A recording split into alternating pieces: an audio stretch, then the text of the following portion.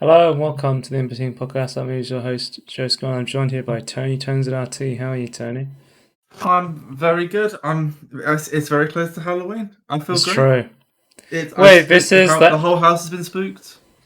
this is the Halloween podcast, I guess, then, because Yeah, because this one's gonna be like Guy Fawkes, like what? the UK's time to like launch fireworks.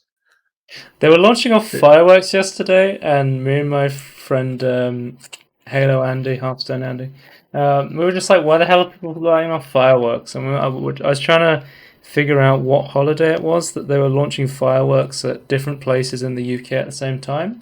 And I googled yeah, it, and it seems like people were very happy about National Pitbull Awareness Day yesterday.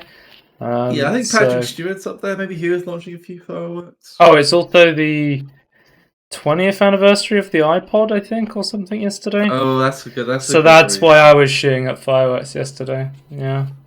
Yeah, it's a bit weird. I mean, you can do fireworks anytime, I guess, but Hmm. I don't really know what the occasion was then. But yeah. I don't. Do people do fireworks for Halloween? I think some people might. Hmm. That's a bit weird as well. I'm just gonna wait until either New Year or Guy Fawkes. That's those are the times you launch fireworks in my mind. Hmm. Anyway, uh, I said I was going to talk to you about my new controller, but then I forgot about it, and I didn't talk about it on Tangerine or podcast. I guess is now the time. It's podcast time stuff. Yeah. Okay, okay. I got the Xbox Elite Wireless Series 2. It's pretty The very cool. expensive one. Yes. Because you get the Okay. back buttons, which also come on the Steam controller. I don't have it in my hands, but we've talked Doesn't it about. have two sets of back buttons, doesn't it? What do you mean, two sets? Or wasn't there like an upper and lower set of back buttons? Was it just one? There's one, two, three, four buttons on the Yeah. back, Okay. Yeah. and then there's like you can toggle the resistance of the if you want less resistance. Yeah. Of like the triggers. Yeah, medium Yeah. resistance. Yeah. I just have it on the least resistance. So I don't really mind that much. Yeah, I Um, quite like the full range. I was gonna like stick the original D-pad on there because it comes. You can customize the D-pad to be the original one, and I was like, Yeah. but then I was like, I'll try the nine-way D-pad because it's capable of going in 9 directions. So, Yeah. like, I think most D-pads are these days. I personally prefer that. It's got USB-C. I quite like the Oh yeah, controller. that's brilliant. I immediately started using the back buttons when I was playing Rocket League. I found the back buttons really useful. Um, Also, I like the black monochrome design, but I do think I do miss the my Xbox 360 controller when you had the different cut. Every button on the face had a different color. You'd have like the Oh right. green. Yeah. You'd have like the green, blue, red, and yellow buttons. Um, Yeah, that's fair. I've been They're not even using. like a not even a Sorry. highlight of it, the color, right? It's just like all the same color. Um, what? Sorry, what do you mean? Well, like on like the where like normally the colors like what was it like the A B X Y? They were all a different color. Yeah, Yeah, on this new one. It's just all like mono. Like it's all just it's all black just now. mono black. It's Yeah, not like the letters themselves are colored. not really. They're sort of grey. Yeah, that's what I would do. I think like if you want But I them like how to like make whenever you color play a bits. video game, it still shows the colored buttons. Yeah, Like in every game, yeah, it's always like the blue X, the green B, the red A, the yeah. yellow It Y. fucks me every time because I come from like PlayStation 3, and it's like I think it that might be those are the controller red buttons that I B know. and green A. Maybe got those the wrong way around, but it's funny because I don't know if you've seen like the design lab that Microsoft came out with for the Xbox Series X controllers, which are just I think they're just called the Xbox wireless controllers now. If you get an Xbox Series X Right. controller, because it's so similar to the Xbox One controller. I think the difference between the Xbox One controller and the Xbox Series X controller is that one's got USB C and the other one doesn't. It's got like micro Is USB or that the something. main difference? Yeah, I think that's actually the main difference between I those two guess if controllers. if it's not broken, don't fix it. Yeah. Well, I really like the Xbox design. The reason I got this was because my Xbox 360 wired controller for my PC broke. I've been using Yeah. it for 5 years, and it just kicked out, kept randomly disconnecting while it was plugged in. And I was like, you know what? I wanted to try and get a new wireless controller and then see what that's like. So yeah, I tried this.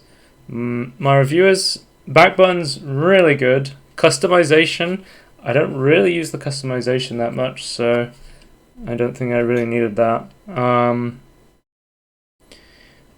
Also, if you want, it does have wireless 2.4 gigahertz and Bluetooth. I think it's 5.0 or 5.1. Yeah. I'm not sure. So if you have like Bluetooth on your PC through a dongle or on your motherboard, you can use it through that. Do you use it wired? No, I don't use it wired. I use wireless. I have. You can get a. Microsoft sells a USB wireless adapter through their website. So even the crazy amount of money you have to spend on one of these, you still have to pay like 20 quid to get that. It doesn't come with it, which would have been nice considering how expensive it is. I agree.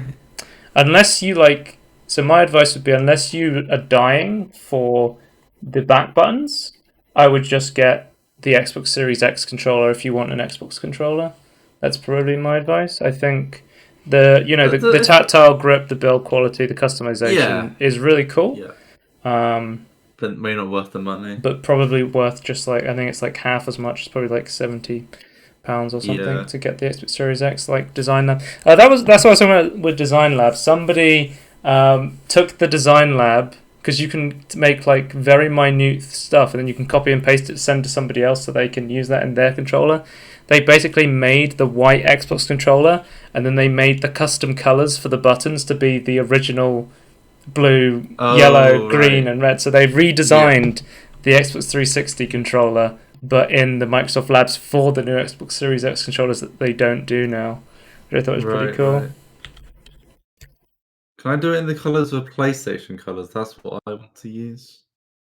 Yeah. Should I say that? I don't actually, you know what? I'd rather actually have it in the Xbox colors because I'm less familiar with them. So I kind of need help with those colors. I can remember like the PlayStation layout easy. I think this is an image of it. Yeah, here it is. So like this is what people have done with the Design Lab. It's not 100%, but it's pretty close. Like that's what it looks like if you were to use. So the font's a little bit different, isn't it? That's a bit wrong. So if you want to use like the Design Lab to get that unique colored buttons back, because I think the Xbox Series X still has the colors on the button, but it's not. It's just the letters are colored in, not the full circles colored in with the black lettering like it was. Yeah. Okay. And then of course the Elite is like super sleek. That's like part of the design sort of thing. Well, you're so pro. You don't even need to remember what the letters are. You just know where they are. Yeah. Well, I like the Xbox 360, color design pattern. I think that's cool. I think white is iconic. I had the black one, so I might go for a black one. It's probably easier to keep clean if you get the black version. But more dust, but I think easier, yeah. Yeah, but my advice to anyone looking for a controller right now is probably just to get the Xbox Series X controller. And then if you need back buttons, you can look at something like the Elite if you want to get the most expensive, top of the range, best on the market one. Or I think there's like scuff controllers that have the back button, because the thing is it's a proprietary tech that you have to pay license fees for, which Microsoft paid license fees for to get it on the Elite controller. And that's why Steam got in so much trouble, because the Steam controller has back buttons on it, and then they got taken to court because of it. So yeah, that's my advice. Don't buy an iPhone. Okay, let's move on to the news. Next up we have trailers. Oh, Tony, you've got a big one. I remember I saw this. We were at a friend's wedding, and I saw this on my phone. I was like, holy shit, this is huge news. I got to tell you about this. God of War is that was coming big news. to PC. This is huge. This is a game I've wanted for a really long time on PC. This is on my wish list for PlayStation games on PC. Just because of how huge it is. And I'm a huge God of War fan myself. I've played the God of War 1, 2, and 3 on the Why is this got PS3. 4,500 dislikes though? Probably PlayStation fans who are angry that the game's no longer exclusive. Guys, Yeah. just fuck it. I always think you can't feel superior because you have something some other people have. That really pisses me off. Yeah, I think the best way to compare it to like people who play on PC is when you buy a game and you play it and then they announce it's going free to play. That's obviously a bit different, but that's a bit different, but it's a similar thing, yeah. Like, you're angry that people are getting it for free now and you paid for it. It's like, yeah, but you got to experience the game before they did. Yeah, if you bought it just before, like, I think that's understandable. You already had that exclusivity, and you already had the chance to play the game. Yeah. Why is it bad now that other people get a chance to play the game? I've always seen it as like free to play or like non-exclusivity. Just like, oh, it's great that other people get to play the game. Just gonna restart the track. So it's going the 14th of January 2022. So really soon, like 2 months. Like 2.5 months away. And it's going to be £40, which I think is reasonable, considering. Yeah. That's the same as Horizon Zero Dawn. I can like £45 or something. It's going to be native 4K with a frame rate unlock, so you can run this however powerfully that your PC is able to run it. The shadows will be at higher resolution than they are on the PlayStation 5 version, I think, or at least the PS4, because they recently just did the PS5 upgrade, and I think this is an x86 game, which means it's going to run pretty well on PC just natively. I don't think they had to do a crazy amount of work after they upgraded it for the PS5, considering how close the PS5 is to a current high-end PC. There's the big news for PC version though is going to be it has DLSS and NVIDIA Reflex low latency support technology. It'll come with at launch, and I think that will help when you're trying to play this on the higher resolutions. Yeah, absolutely. I don't want to play too much of the trailer because I heard that the trailer can have some spoilery stuff in it that if you haven't played the game, so. I haven't played the game. I've now just watched the trailer, and I don't feel spoiled. I have no idea what's going on. So there's ultra wide screen support, 21:9, and there's of course joystick and keyboard and mouse support, and it is coming to Steam and Epic, so you'll be able to pick it up on your platform of choice. I've also seen the other thing on this. There's a lot of comments saying I've already pre-ordered it. I wouldn't do that. Well, the thing is, God of War just being announced on Steam. I think it's the pre-orders have made it the most like purchased thing on Steam for this like month or something. God. Like it's crazy how many people. Considering the port of Horizon Zero Dawn took a few months to actually get it fixed, I'm gonna wait. There's no point pre-ordering. It's not like a physical copy. You're like confirming. Like it's a digital key. Like you don't need to pre-order it, guys. Do we know if this is a native port or if it's a outsourced port? Because the Horizon Zero Dawn one had so many issues because it was, I think it was outsourced rather than the original developers. It was outsourced, but I don't. And it also was running on a really weird engine compared. I don't want to give like too much like aggro to like the people doing it. I think it is quite difficult. I think they shouldn't have brought it out until it was fixed, but. I don't know how much people were forcing like the release date. I think it's I don't know. I've not heard like who's developing the port. Apparently, it runs on a modified engine that was made for the game, but so I don't know how hard it was to port over. But yeah, it's probably best advised to not pre-order the game. Especially for ports, I would say wait. Yeah, I do think this is like in terms of like hierarchy of done pre-orders, it's definitely better than pre-ordering a game that's never come out.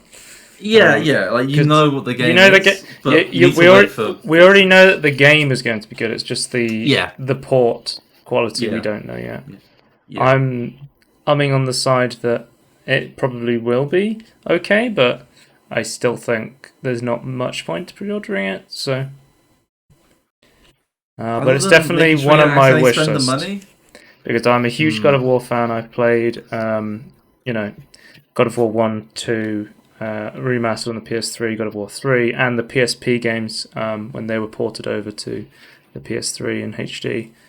So I played God of War Ascension or whatever it's called, the weird prequel one through PS Now, and I gave up on that because I couldn't tell if PS Now was trash or like the game was trash, but it's probably Color Make on B, maybe, I'm not sure.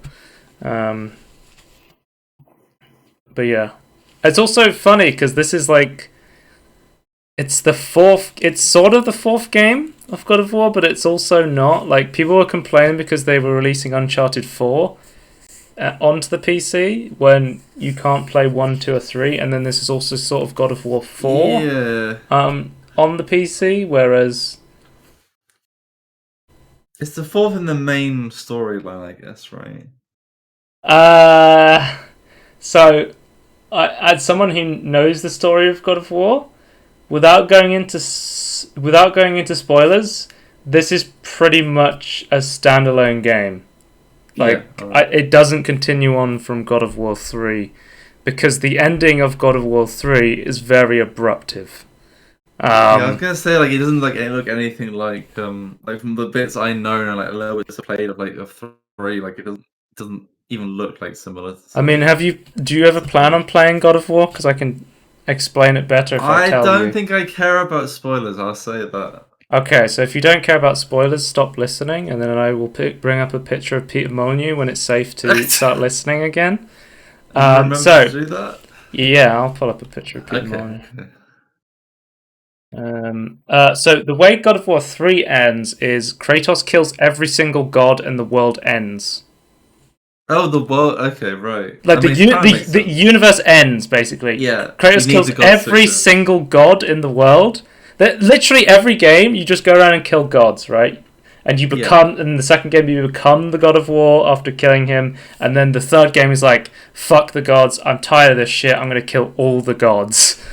And that's like the end of the trilogy. So I guess, but they're all like Greek and like Roman gods. So I think the idea is that God of War 2018 is you're now killing Norse gods. So I guess but I would say like Kratos is that mythos. Kratos in God of War 1 to 3 does not have a new son.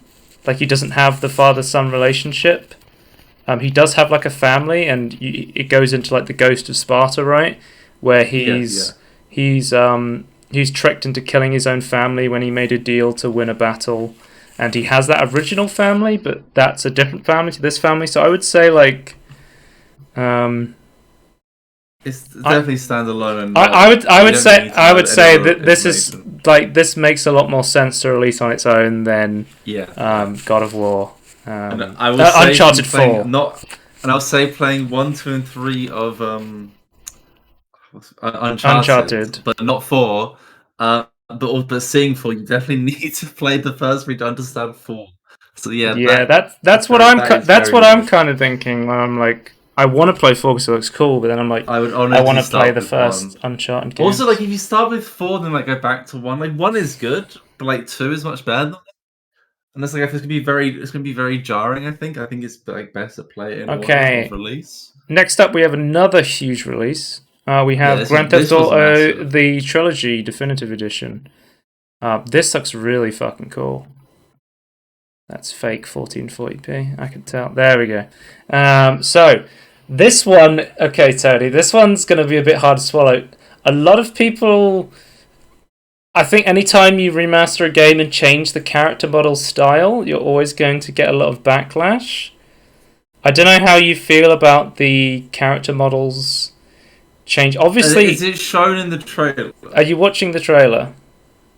Yeah, the character models like before and after, like in the trailers. The Vice, yeah.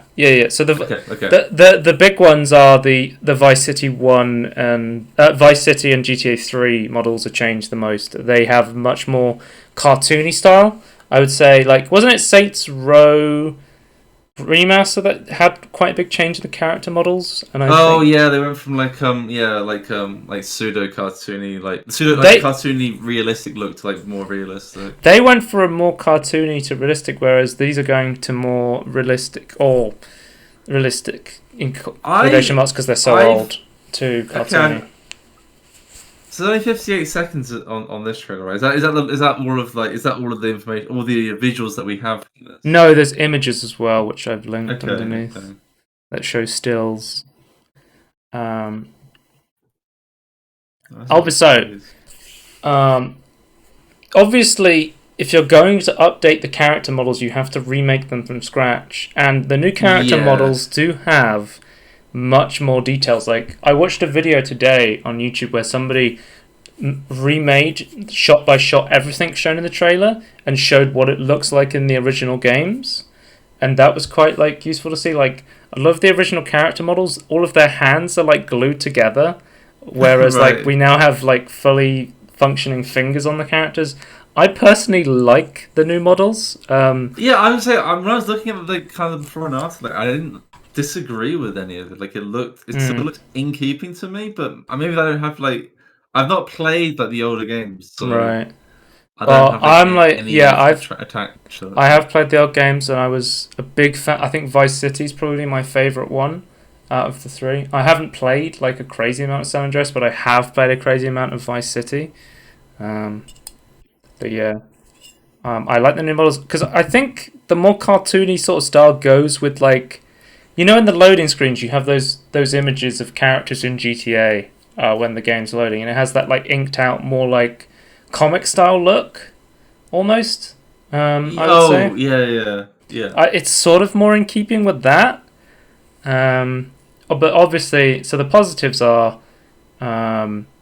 new lighting and environments. The new lighting and environments are fucking fantastic. There's not not just like light reflections, but neon sign reflections on cars and like other light sources, and explosions creating shadows behind cars, and then that flame light reflecting off the car. The reflections are really good in this game, whereas if you see it compared to the original games are like really flat. Like, they have very few reflections. The engines weren't up to snuff. Like, they can't even do. They had glued together hands. Like, how's it gonna? Some people are saying that the new Vice City protagonist, I think he's called Tommy Vercetti. He looks a lot fatter now, people are saying. Right. Yeah, so they're like, oh, by the way, my friend Vietnam Dave, he's been trying to find that exact shirt with the palm trees on it to wear, because he loves Vice City and he loves that shirt. Yeah. And I looked with him to try and find just a Hawaiian t-shirt that looks like that, and no one can find one. So they need to, like, with the remaster of Vice City, they need to release an official. Yeah, they need to release like an official shirt of Tommy Vercetti's shirt, because that pattern just does not exist anywhere, and it's so like weird that you just cannot find it anywhere. But anyway, what else to talk about? Higher environmental details. Increased draw distance is huge. Like, seeing the video today of the original draw distance and now how much further it is awesome. So improvements to targeting and lock-on aiming, updated weapon and radio station wheels, updated mini-maps with enhanced navigation, allowing players to set waypoints to destinations. Not all of the games, had this sort of stuff. So, like, and then of course updated achievements. So let's go into the maybe bad, depending on how you look at it. So at the moment, for pre-order, it's only available to pre-order on the Rockstar launcher on PC. Well, it's okay. You should pre-order. Well, So it seems like for now the only way to play this on PC is going to be through the Rockstar launcher. You're gonna have to buy it from the Rockstar store. Yeah, directly. There has been leaks that it's also coming to Steam. It's been like leaked in the Steam code, in the Steam database. Whether they like release it on Rockstar and try and get everyone to use that, and then they go and watch the sales, and then if later down the line they're like, oh, let's release it on Steam to get more people in. Like a year later. Something like that, maybe. Yeah. Well, they did. Yeah. They with Red Dead Redemption 2, they did that thing where they released on Epic and the Rockstar launcher exclusively for 1 month, I think, and then they released on Steam. Month, I think it was just 1 month or so. So yeah, that's interesting. So it's coming out real soon, November 11th. So it's coming out next month, and the price is a little steep, I think. So it's £55. I mean, you're getting 3 games, and they're being like pretty decently remastered. But I think like considering some of these games are like 20 years old, I think it was more. If it was £40, I think that's what I would be willing to spend. I think. The God of War maybe PC price. The God of War PC price.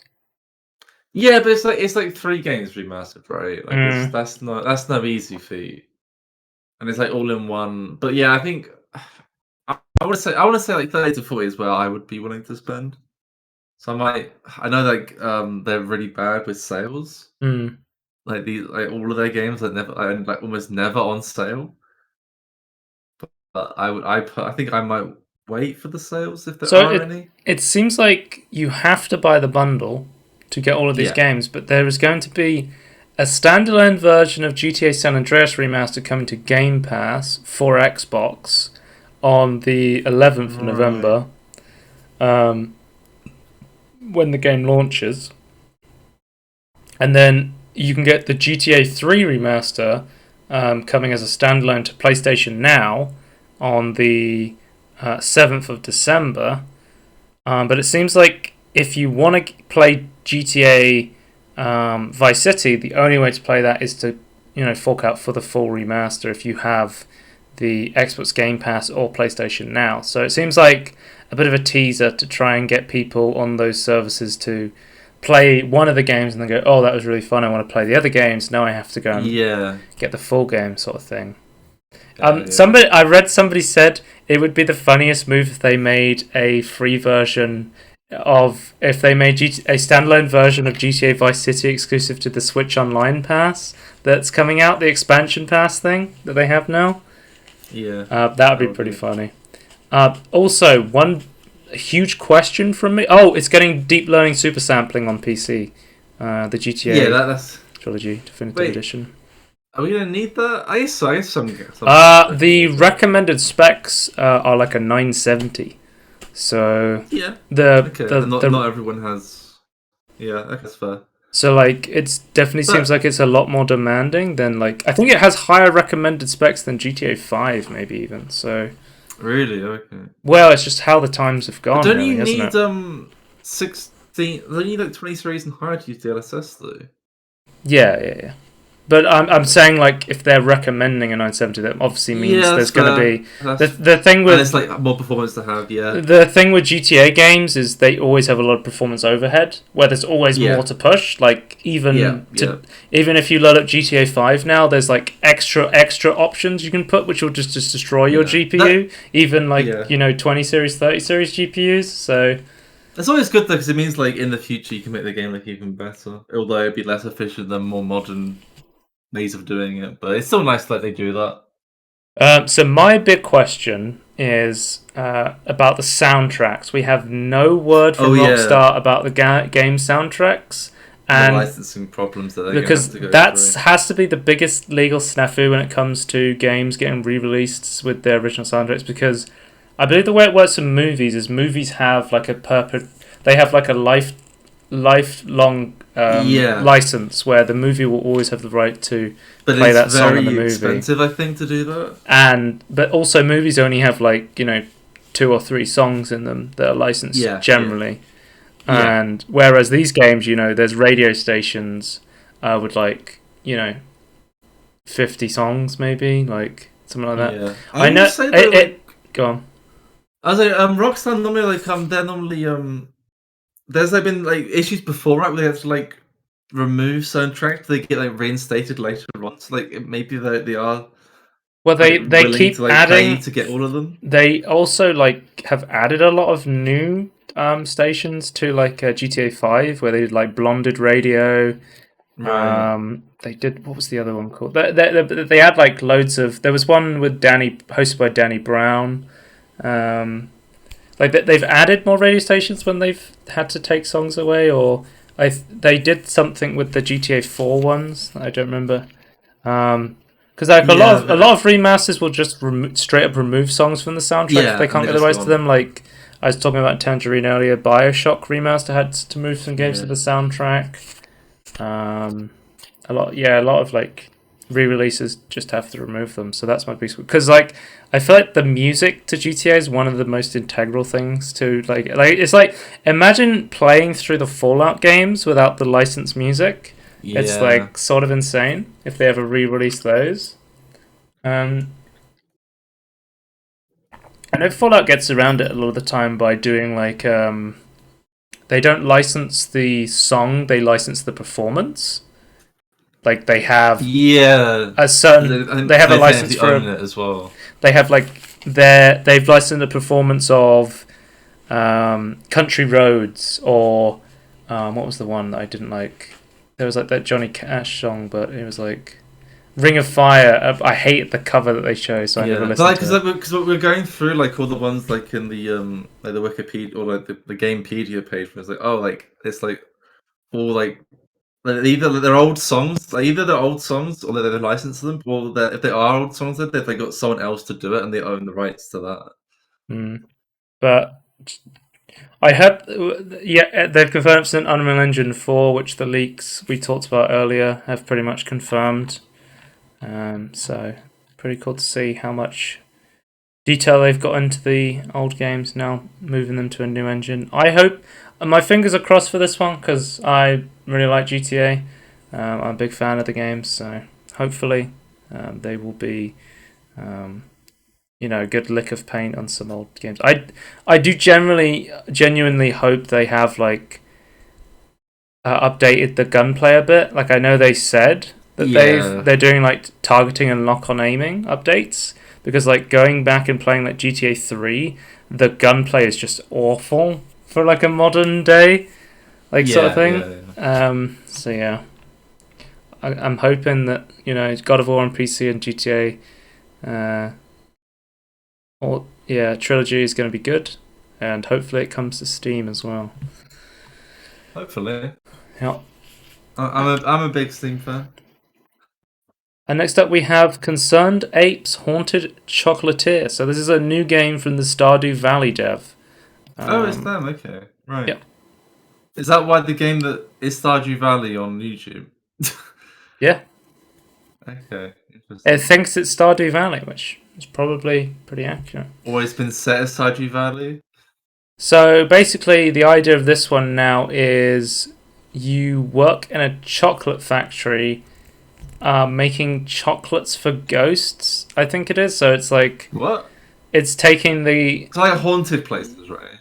Yeah, you seem to go through a portal and like fight enemies. There's a separate combat area, like it was in Stardew Valley. You would have like the mines as your combat area to go and gather resources. It seems like you're going through a weird portal area to go and gather your resources, similar to like I more thought there'd open be like like Stardew. paintings, but I guess that's too similar to And then you Super come Mario back and then you 64. use those ingredients to make the chocolates, and then of course you have the customization options like you do in Stardew. It seems very similar to Stardew. I think you were saying it is a life simulator with Mm. RPG elements in it, where Oh, they're still dating, guys. it's a cozy game. Yeah, I like the music in this Mm. trailer. I was meant to play Stardew Valley multiplayer again, and then because I started playing it and then I never finished it, and then because it's always a pain when you play with like multiple people, getting everyone on at the same time. Right, Because like yeah. days, the way it works is like days and seasons move when someone's playing, so it's like not something you want to play You would, I without would, them. You want everyone to be And I was going to honest. play with a friend, and then she just started playing a single player, and she now has like 200 hours in it, and I'm like, okay, Oh god. that's the Stardew Valley. That's when you get addicted to Stardew Yeah. Valley, you know. So yeah, it looks pretty fun. Nice little cozy game. Definitely be That's interested to see good more though. about that. Next we have Tiny Tina's Wonderland has a playable class trailer. I feel like they were sort of building this one up as if it was going to be different from the Borderlands games, but it seems like it's just Borderlands again. Okay. Like the way they were describing it, it was like, oh, it's the best Borderlands 2 DLC. Tiny Tina's no, what was it called? Tiny Tina's D&D campaign or something. Tiny Tina's Dragon's Keep or something. Yeah, I can't remember the name at all. Anyway, but I played through the entire thing. I thought it was fantastic. Tiny Tina's Assault on Dragon Keep. There it is. Right. I thought it was the best DLC for Borderlands 2. Really fun. Lots of cool references to like fantasy stuff. And I was like, oh, they're going to make a standalone game version of that. That's pretty cool. So it's coming March 25th, 2022. Again, something I really fucking hated about Borderlands 3. 3 versions of the game on launch. So Yeah. they did this shit with Borderlands 3, which made me really not want to purchase it, because even though it's on constant sale, I never want to buy Borderlands 3 because I'm like, why is there 3 separate versions of the game? One has like access to all the DLC. Why don't I just wait for the Game of the Year edition when all the DLC comes out and I can buy it cheap? That's always been the problem with like all Borderlands. Like, just wait. I've always waited for the Game of the Year edition. It just doesn't make sense because I feel like I'm buying half the game. Yeah. And like, I don't need to play the game right away. Like, I'm not like in a rush to play these games. Well, I've got other games I can play. And my friend always making a joke that Borderlands 3 is eternally on sale because it's always on sale. Like, whenever you look, Borderlands 3 is on sale. Will Tiny Tina's Wonderland be the next game to be on constant sale? That's my question. Will it take the mantle of Borderlands 3? I mean, you can make your own character, sort of. You can customize appearance and abilities. I don't think you take a specific class. You pick one class, and then eventually you add another class on it to make it a multi-class. So there is like more customization options than you have in Borderlands. And then the D&D abilities look cool, where you can like throw swords and use stealth. I thought they abilities. did like a really good job with that. The look of that, anyway. But then, like, that's just your ultimate ability, and then it seems like the main gameplay is just Borderlands. It's Borderlands 3 again. It's just Borderlands 3, and it's a bunch of different guns. I don't have a problem with I feel like it wasn't the problem with Borderlands 3, not the gameplay, but more like the story and like the. It was the writing. It was the story and the dialogue. And yeah. It was I guess writing is like a more better way of saying that. Yeah, just not written well, because like the actual voice acting I guess was good, just like not. Yeah, I mean, like, well written world. From playing the Borderlands 3 over a free weekend, like the mobility compared to Borderlands 2 is way better. Like the vaulting and the freedom of movement feels great. Obviously, graphically, much better than Borderlands 2. They massively improved like how the gunplay feels. Borderlands 1 and 2 are still very playable in my opinion, but but it's like just even more improved. I guess it gets better every game. So, but yeah, I also think this was an Epic exclusive as well. I'm not sure. Let me check. Originally, it wasn't it? I assume it's going to be like an Epic year exclusive, but we'll see. Top comment: are these 3 separate editions really necessary? Though it has a Steam page, so. What's the release date on the Steam? It says coming soon, so it's probably.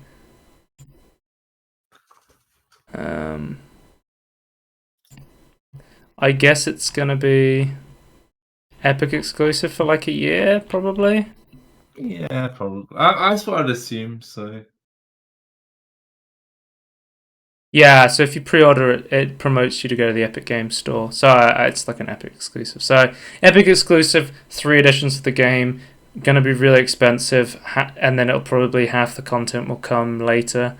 So I would just say probably with this one, wait for the the standard edition to have all the content of the Ultimate Edition on Steam and buy it on a sale. That's still my plan. I'm waiting.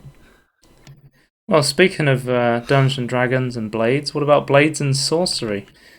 Tangerine?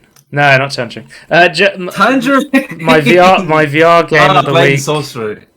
I think Blade and Sorcery has some of the best sword combat. It's one of the of the better like sandbox games when it comes to like blades and sorcery. Funnily enough, like I think when it comes to like fist fighting and cartoony physics, Gorn is fucking amazing. Yeah, I love watching Blade and Sorcery. Like I just love I just like sword and magic to me is like really cool. Like a spell sword, I guess. I can't like Elder Scrolls. I can't compare them because I've only played I've played through the whole of Gorn and I fucking love Gorn. Right. I have another one of these sort of like sandboxy games. But you don't like wave-based things, right? No. Which is why I'm like. So is this addressing Hellsplit Arena is another one I got recently, which is another like sword and magical based one. That's wave-based arena sort of thing. But I would like to try and see how that is. The reason I haven't played Blade and Sorcery yet is it's never gone on sale. And I hate buying games at full price because it feels bad, but it's probably the correct move if you want to play the game. I guess it's just that you're playing a premium, like an early bird. The thing is, I always buy. I whenever I go to get a new game, I always wait for the big sales, and then I go to my wish list and I go sort by sale, and then I go, I want to play Blade and Sorcery. And then, it's not on sale. And then I looked at the price history, and it's like, it's never been on sale. So it's like, feels bad, man. But maybe how much is it? £15.50. That's so good though. Oh my god, that's so worth it. Well, I've never been like I need to buy Blade and Sorcery at full price because I'm not a huge fan of like. Yeah, that's fair. Endless wave sort of things, like to me, I'm okay with that sort of gameplay, and the actual combat looks so good. Like to me, that's definitely worth the price. Well, I'm thinking about. Go on. Early access, was it just like free updates at this point? It is still in early access. This is update 10. So I'm not sure when the full game is going to be coming out. Sort of thing. I haven't looked at the roadmap at all. This is sort of like the first big news I've heard from it. Yeah, like I've never I know like it had some updates. I didn't think they'd like be big updates, but okay. But yeah, that's the thing that I really loved about Gorn was they didn't launch with it when they came out, and like their I think they came out in early access. I'm not sure if they just launched as like a wave based thing, but when they added the progression to the game, that's when I really liked the game. Like, it had a campaign to play through that was fucking hilarious and really fun. And, like, it's something we're, like, distinctly lacking in VR games right now is single-player progression story-based content. Like, I'm still waiting for the next Half-Life Alyx because it just doesn't. It just doesn't exist, man. Like no one's making it, and that's what I want. They're just harder to make. You think? Definitely, yeah. Like, okay. I feel like a lot of big companies that feel like they can still get away with releasing like short little tech demos, and people will just buy it because of, fanboyism and low adoption rates. They'll just take anything at this point. But it's getting better. Like. Trying to think of any like VR games I played where I was like, oh, this is actually a real full game sort of thing. I guess it's that Saints and Sinners was a good one. Boneworks is another one I haven't played yet. You guys have like the pricing of the game in a way because like, they can be more expensive the quote unquote full games. But like I feel like as more games do it, like I guess it'll be maybe not easier for the devs, but like easier to understand like how to approach these problems as like it happens. Because I feel like that's always an issue with development, where it's like, what are the general solutions to some of these problems that we have, and like how do you approach these projects? Oops. Yeah, this is my notes on the wrong screen. I guess they're telling this is the biggest update yet. So well, what usually they do is like when you have an update this big, usually what you do is you sell the game kind of cheap, and then like the structure release it fully. The structure right now is you make a good demo, like a strong demo that has that has rough edges. You then use that to get free Q&A feedback. Yeah. You then with the money you got. Take that, and then you release an early access game, and then you keep iterating like an early access game with good content for the price. You then release that, and you get feedback from people playing in early access, and then you keep updating it until you get a 1.0 release. And then once you get a 1.0 release, you increase the price, and then you release it. No, I'm not joking. This is a No, sorry. I just the fucking at the end is like he's like cheers with like the health potion. It fucking okay. Like, sorry, continue. Like once you've got enough content for a full game, you then you release it, and then if you add even more content down the line, you could further increase the price depending on how much content you add to the game. Yeah, I personally don't have a problem with that. Like, that seems like kind of cool to me. That's sort of the general structure for games right now. But like recently, it's been happening that way for VR games. Like we've seen. Waltz of the Wizard just did this, where they added a massive update, so they increased the price. Pistol Whip just did this, where they just increased the price. Like this is Space Pirate Trainer did this. By the time it's worth me buying VR games, they're all going to be more expensive. But they will be full VR games. They'll be actually full games. Because I wanted to buy. The thing is though, that because I wanted to buy them anyway, it's like kind of a bit annoying. So I could have I still can, I guess, but. Well, you've got to dislike the trailer because you could have had that exclusively. I need to write a salty comment. Hang on. But let's move on to quick news because we're coming up to an hour talking about trailers. I don't. Yeah, it's been 47.5 minutes. There's a lot of big trailers though. To be fair. So. Yeah, there's a lot of big news this week. So, well. I think we did most. The trailers are the big thing, but there is some cool stuff I want to talk about, especially with VR. Yeah. Next up we have. This is a quick shitpost. Danny DeVito is joining Disney's new Haunted Mansion movie. I can't wait. The last Haunted Mansion movie, fantastic. I'm a huge Eddie Murphy fan, so I love the Haunted Mansion movie, even though it's terrible. Can we? Is there a way? Because that's a Halloween film, technically. Sorry. Haunted Mansion is a Halloween film? Yeah. I watch it every Halloween. I know, just I want to watch that. On Halloween? No, but in a group. That'd be hilarious watching in a group. Yeah, we could do that if it's on Amazon Prime or something. Maybe it's on Disney Plus, I don't know. Because it's a Disney. It's Haunted Mansion. It, of course, is a Disney ride turned into a film which they've been successful with in the past, like Pirates of the Caribbean.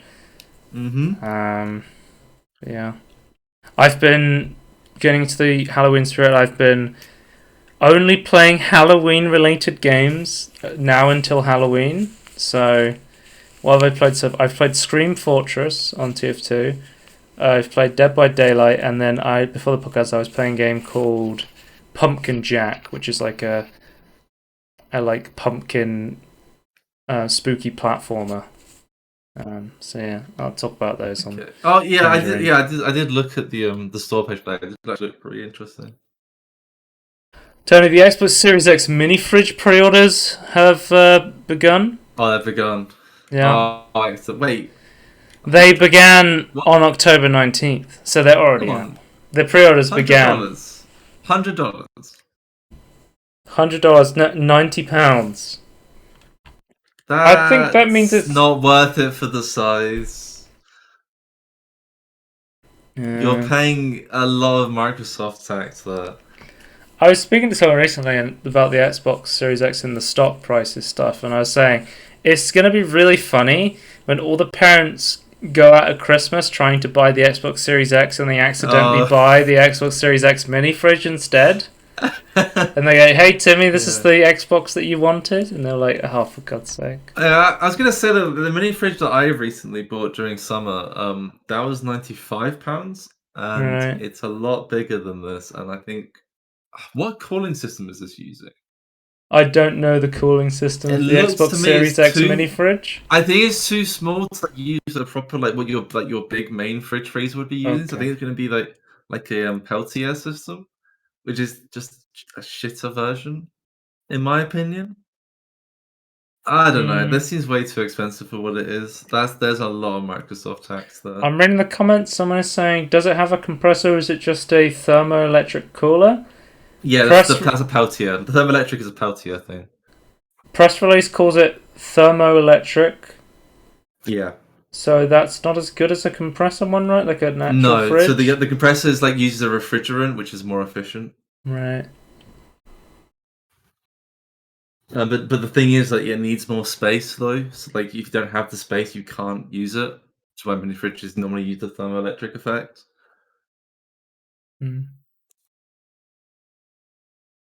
People are saying this should be turned into a PC case.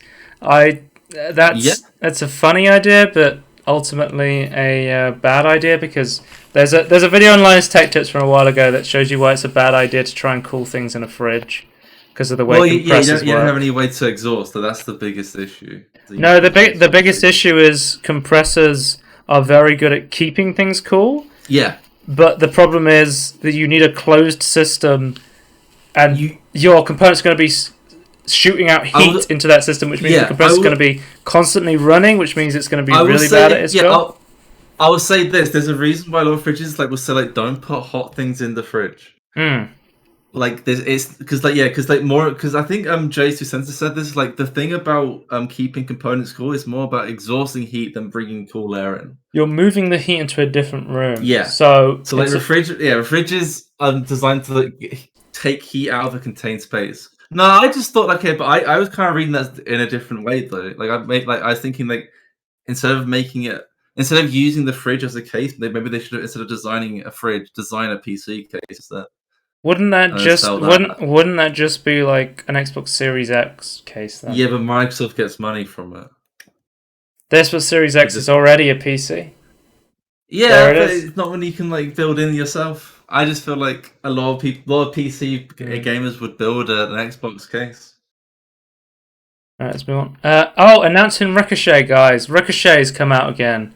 Call of Duty has bought out Ricochet. Came out again? Yeah.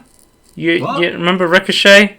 The game where you go on discs and you shoot them at each other? It was the Valve game from released on Steam in the 1st of November 2000. Just kidding, guys. I'm very confused. Ricochet is the name of the new anti-cheat initiative from Call of Duty. It's also the exact same name as the Valve game from 20 years ago. That was it's like a meme game. So it's a new kernel level anti-cheat for Warzone, which if you don't know about Warzone, it's been plagued with hackers for a very long time. Oh, has it? Okay, yes, right. It's one of the most popular games, I would say, multiplayer shooter games out there right now, one of the most popular battle royale games, and it has had a massive cheater problem that they haven't been able to deal with. So they've just come up with this kernel level anti-cheat similar to Easy Anti-Cheat or what's the right one? Vanguard they use for Valorant. Yeah, that's correct. So whatever your feelings on Ring Level 0 kernel level anti-cheats is, they do make it a lot harder for people to cheat. Almost all of the ones that people know about are kernel 0 level anti-cheat systems though, right? All the ones you just named I thought were kernel level 0. I think when people had a problem with Vanguard for the Riot one was that a lot of these only run when you run that specific game, where I think Vanguard was constantly running. Wasn't that similar for the Doom multiplayer update or something as well? It started running on single player as well. Doom multiplayer update. Yeah, they added an anti-cheat system. It started running on single player. Yeah, I do kind of remember that now. Yeah. That was the biggest problem. Is why is it running when I launched the game? Anyway, so it's also come out that an early build got leaked of Ricochet before release, and cheaters are already reverse engineering it to figure out how to get around it. Okay. To be Now, clear, it doesn't necessarily mean there are any vulnerabilities, but it kind of sucks that they've got it early. the person who posted this said it's possible to have a good anti-cheat. Play Valorant is a great example of one that is actually very difficult to find a working cheat that is undetected with, because of course Valorant is quite intrusive. But a lot of these are like quite intrusive, kernel level 0. Yeah. You know. I guess it's kind of necessary. I don't entirely understand why it's necessary to be that intrusive, but I guess like it's kind of like how robust and like how good the cheats are these days that you need to have this. So it does kind of suck. Yeah, like there's literally $1 million industries that are making cheats. People sell cheats. People creating cheats. There's a lot of money that are made illegally through cheats right now. So it's just a shame that they created like this arms race instead of just making it shit for everyone. But although this sounds bad, apparently there is a news from anonymous source to Vice Waypoint that the leak was actually part of Warzone's plan, where they were going to spread like false flags sort of thing. Like the reason that it's not the real one. Like people have looked at this code and gone, "This code is shit. This isn't going to work." But apparently, this is part of their initiative to distract them to go and try and crack this thing, and then when they actually try and crack the real one, they're going to have wasted all this time and resources trying to crack it. I've looked into how some software security companies work, and they're like they do look at things on a meta level, they look at how not just how their software works, but also how it will be socially engineered, how it work in the wild. Now, so that's not unheard of. Now, if this is true, it's pretty smart. I will admit. Do I believe that Activision Blizzard is intelligent enough to purposely leak a fake build of their anti-cheat software? No, I do not. I trust a security company, not Activision. I don't know if you've seen how coordinated Activision Blizzard has been of late, but it's not been looking great for them.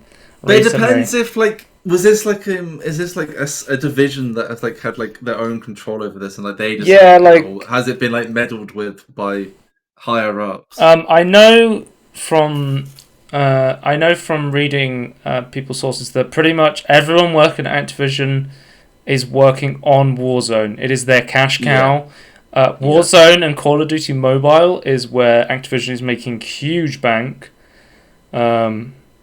So definitely, if they were going to funnel resources into anything, it would be Warzone. And Warzone has had the biggest cheater problem for the longest time, despite being so popular. So it would be good news if they had managed to put enough resources into it to, create a stable anti-cheat and even go out their way to leak a fake one to, mess with hackers. But I don't have 100% faith in it, so we'll have to see. It'd be good if that is what they've done, but we'll see. Next up, FIFA says it never liked EA anyway, and we'll see other publishers now for the full license. So I don't know. That's a direct quote, right? It never liked you anyway. If you don't know, EA, the creators of the FIFA games, have been making the FIFA series for a really long time. 90s, late 90s, right? Yeah, very long time, and that was the big edge they had over PES, Pro Evolution Soccer, was they had the FIFA name and branding. FIFA is a big organization that runs the FIFA World Cup. What else does FIFA do? I'm not a big football fan. Do they do the Euros? I have no idea. I just know they're a massive football organization. Right. Maybe UEFA does the Euros, the FIFA World Cup. Yeah, maybe. Maybe they do the. But don't FIFA have the digital rights to all the players though, or you have to go through them to get the digital rights? I don't think so. I think they have the rights to the world, because there's games like Pro Evolution Soccer that also has named characters in them. But I think you have to get the rights directly. I think specifically it's I think FIFA have a data, they already have all the rights already ready to go, packaged up. So like I think basically FIFA wanted a brand new deal with EA where they were demanding like billions of dollars for the FIFA rights. wanted even more money from it. Like I hate EA, but like, oh my god, it's just. Well, basically, EA wanted to do more stuff where they took the characters and had more stuff like outside the pitch and did more interesting stuff with the brand. More gambling, I think. Generally there was like interesting career mode stuff and showing like you would go and play a single player and then you would play through their life as they come up and play on different teams and stuff like that. But I don't think FIFA is stopping that. No, they wanted to restrict that and they wanted to just focus it specifically on just the matches. Yeah, but I don't think they could actually restrict that. I think they just wanted more money for them doing that. So part of the deal was they wanted.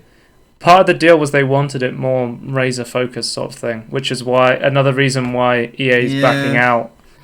I still think EA is evil in this, but I think FIFA is more evil in this story, and I think FIFA. I mean, there's been corruption. And still corruption, presumably, in FIFA. Like, they're also like a big, awful organization. So, but I don't know. I still don't. I would love it to be like, they have to rename it, right? They can't use the FIFA name if EA doesn't go for the license. Yeah, we'll have to see because will people just keep buying the next EA football game, or will they just keep buying any game with the name FIFA on it? Is the real question. Someone's gonna have to make a game before the next one. Well, that's the big thing is EA's already got it. FIFA, if they lose the deal with EA, is going to be looking for a brand new developer who make a brand new football game for them that comes out every year. Konami, yeah. Wait, Konami has PES. They can just take... Doesn't Konami do PES? Or eFootball, I think it's called now. Yeah. So what they do is they take eFootball and then they rebrand it to FIFA. And then EA would have to rename that one to like EA Sports Football or something. And then you just keep releasing the same football game every year with the character models that they were made on the Wii. And then, well, they might be able to get access. Have you seen like some of the character models from eFootball? Yeah, it's awful. It's absolutely. I love this one of like Ronaldo and Messi. It's great. Wait, is that's supposed to be? Yeah. Okay. Can you not tell just by looking at them? No. You can tell. You can tell that's definitely Messi by his giant, eyes and Dumbo ears. Jesus Christ. Anyway, they're interesting to see if they just split ways and we get our first EA Sports football game or whatever it's called. I just hope there's less gambling, but no, there won't be. It's too ingrained in the business model. Yeah, my hope is because I think FIFA are greedy and EA are greedy, but I'm hoping that they won't give it to Konami. They'll actually create another development studio which won't compete with EA football initially, but it will at some point it might. But at the same time, there's this standard of having gambling in your football game. So, it's all shit. Well, let's move on to the next topic. Fallout 3 Game of the Year edition is an update. 1.7.04. The game no longer requires games for Windows Live. Oh my god. So it wasn't until Microsoft acquired Bethesda that they removed games for Windows Live from Fallout 3. There just goes to show you. What? Yeah, how does that work? It took Microsoft to remove Microsoft from the game. So yeah. Apparently this has broken some mods that relied on I guess Games Windows Live implementation. I think this is always bound to happen, right? Apparently, now that Games Windows Live has been removed from Fallout 3 now works well on Linux with Proton. What? So Interesting. Does that mean that Fallout 3 will be Steam Deck verified? You'll be able to play it on the Steam Deck. Yeah, that'd be cool. That would be amazing, actually. We'll talk about Steam Deck verification later, but let's move on to Minecraft Live. So Minecraft Java Edition and Minecraft Bedrock Editions are coming to Game Pass for PC in November. I was surprised to hear this because I just assumed that at least Bedrock Edition was already on the Games Pass for PC. Yeah, was it not? Because they wanted its own separate thing. But both Java Edition and Bedrock Edition are being added. So this is the new push. It's like if you own a Java Edition, you now own Bedrock, and if you own Bedrock Edition, you now own Java. You were talking about this earlier with them migrating to a Microsoft account. For on PC, you have to migrate to the new Microsoft account system for that to get the code for Bedrock. But yeah, it's basically you own all the Minecraft versions when you buy Minecraft now, so which is cool. Because like they've been like pushing for like parity between the two versions. Like they're still like now. I think recently, in the last snapshot for the Caves and Cliffs update, they've made subtle changes that match what the changes or the features that are in the Bedrock editions. Like they're all like coming like they're similar to each other. Maybe one day the Java edition will be able to push chests and furnaces with pistons. Maybe that's the future. Next up, Deep Dark features have been moved to the 2022 updates. They're no longer part of the Cave and Cliff updates Part 2. So they're gonna have like the swamp update in that as well, right? Like they're showing for like the mangrove and like the mud block and the So the Deep Dark, if you don't know, there's now a new level below Bedrock called the Deep Dark, which is where you'll get the what are they called? The Wardens. Yeah, so the ones will be in like the Deep Darks, the ancient Deep Dark cities, right? That's like it's like boss area, I guess. Because I think it is meant to be like the new boss of the game, right? Like it's meant to be that difficult. And then there was 3 mob votes. We talked about last week what was it called? We thought one of them, the glare. Yeah, the glare. So we talked about last week about the glare, but here was the other ones we didn't talk about for the vote. So there was the copper golem that you could build. And it looked like a 1 block high in like the animation. Yeah. It would oxidize over time and it would love to press copper buttons. Randomly.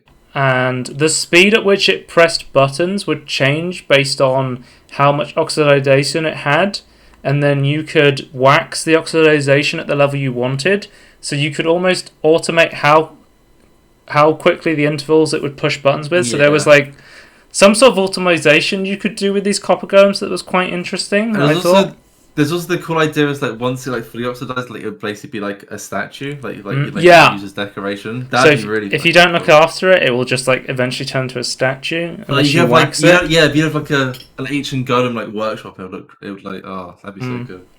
Or even like use it as like gargoyles on your build. I believe you have to like to get it to out of that statue state, you have to chip at it with an axe, and then it goes back to being a mob again once it's in that statue state. Yeah. But guys, just forget about the glare and the copper golem because the ally won the vote. So it's always a shame when the other mobs don't come to Minecraft when I think they look so cool. I was talking to Scorn Retort, and he was just like, "These all seem so maybe not like they don't seem complicated enough, but like why couldn't they just add all 3? They don't seem that crazy to add." So let's talk about the ally. So when you give an item to the ally, it will fly off to collect more of that thing to give the player. It's like a filtered hopper that can move around the world and then drop it back into the world. And it will come back. Can they define where it drops it by note blocks? Yes. So if there's a note block nearby, the ally will deposit there instead. So they were talking about it would be a good way to sort chests. If you wanted to get the ally to sort chests, it would be a good way to. You'd have to remove it from the chest. They can't take it out of chests. So. I don't know how far the ally would fly. Like, say for example, you had a piece of. You had like, let's say for example, bamboo, and you were nowhere near a jungle biome. Would it just fly from No, I think blocks and blocks and blocks. I think it's meant to be like in like a farm, like a farm area, maybe a few chunks around you. Is what I would assume. Like, I don't think it's meant to be like this like long range thing. Interesting. But yeah, I love the Redstone Minecrafters that I follow. Like, wanted the LA to win. Like they because a lot of people like Mumbo, for example, said like I kind of like the copper golem look, but I don't Yeah. see the need for like a randomizer or a clock because there's so many other ways of making clocks in Minecraft. Whereas in LA, like we've only got the hopper and the minecart hopper to collect items. Like this would be another way of doing that. Yeah, I do think that the LA is probably the most useful of the mobs. I do Yeah, still personally really I like the quite idea of the in-game way to tell if an area is dark enough to spawn minions with the glare. Yeah, but with the new system, it should be easier to detect now. Like it should just be like literally like, is it pitch black? Multiple spawn there. Yeah. Like that's kind Again, of the like, new system now. So I don't think that's really needed. And also like I still don't like how animals like really work in Minecraft. It's kind of shit. I did I'd like rather it was like a companion. I saw a YouTube video where someone took all of the mobs and then modded them into a like a vanilla Minecraft server and see how they would work, and it was pretty cool to like see them actually in game. It felt like, from what I saw, they all sort of, you could just have them in the base game, and I don't think it would be too much, sort of thing. But yeah, it's a shame we're only getting one. I'd say the Adelaide is like like in terms of like how cool the mobs look. Like Adelaide is like the third least good looking one, but I think they all look pretty good. I think the Copper Girl, and the glare reminds me of that tangly Pokemon. You know the one I'm talking about, the purple one. Yeah, I think it's literally just called Tangle. Pokemon Tangle. Tangela. Tangela, is that what it's called? Yeah. Okay, yeah, that's the one where it's like, it's blue. It's like a blue, like, squiggly. Yeah, I really like Tangela. That's what sort of the glare reminded me of, sort of thing. Was the that Pokemon? Anyway, but yeah, that's Minecraft news. Let's move on to Blunders before I run out of time for the podcast. Nintendo Switch Online. So we finally know how much the expansion pack is going to cost. They did like a Animal Crossing direct where they announced it. So the expansion pack will be $50 for 12 months for one person, and then $80 if you want a family membership to use with multiple accounts. So that's over double the price of, almost triple the price of the current Nintendo Switch Online yearly rates, just for Nintendo 64 and Sega games emulated on the Switch. So it's like, yeah, it's insane. Plus you're getting this Animal Crossing expansion DLC thing, but it's only really worth it if you're specifically not going to buy that separately. And we'll have to see if they're going to do a thing down the line where they're like, hey, we're going to release Games Pass style stuff. We'll release a game a month. Maybe it might be, if they do like a game release every month on like as big as the Animal Crossing thing, maybe it's worth it. It's just insane, like how old like some of the games they're like emulating are. It's like, is it worth like they always do this, like, apparently. Cause I don't really own that many Nintendo consoles, or like I always owned handhelds until I got a PC. Yeah, and it's like, and I didn't realize that they always like sell like older emulated games for like as if like they were like new games. It's like, that's so I remember like I got a lot of the old Mario games on the eShop. Because whenever you bought a Wii game, they would give you a code which gave you Nintendo points. Yeah.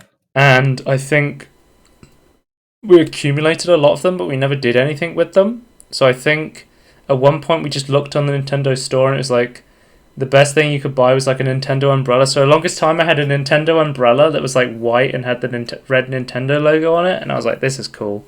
But I think it like got lost, or like it was broken or something eventually. But then eventually we just had a bunch of points left over. So I think I have like Super Mario Brothers 2 or 3 on the Wii console. Emulated. Yeah, and you can't. It's not like you own that like across like your Nintendo account. But then like we have to re-buy it for the Wii U. Yeah, the Wii U came out and they're like, "Hey, we're going to re-release this." The Switch comes out, we're going to re-release this. It's so stupid. It's the same Super game Nintendo being emulated. Yep. And then no wonder why people just like go and like just like get free emulators and just like have Well, crap copies. I've said this before. Like, I love the Nintendo games I've played in the past. I love the look of the Switch games, but I refuse to pay Nintendo tax. If you already bought it, like, can like, what? I guess the legal precedent is still like, yeah, but you didn't buy it that version. But I don't know, like, is that like, morally? I guess then, like, is that okay? Like, you bought it in the past before. Well, I wouldn't ever. Can you morally emulate it? It would be illegal to tell anyone to pirate a game. Yeah, legally. Legally, but I think there is nothing wrong with emulating a video game that you've already purchased. Yeah, that's the kind of my thing for like pirates, like a film you actually like you physically own. It's like well you've already bought it. So. You want to hear another? As long as like you bought the HD and you're trying to like pirate the 4K, like that's kind of different. But caught in 4K, yeah. You want to? If it's literally the same emulated game, like what's the difference? You want to hear another Nintendo blunder?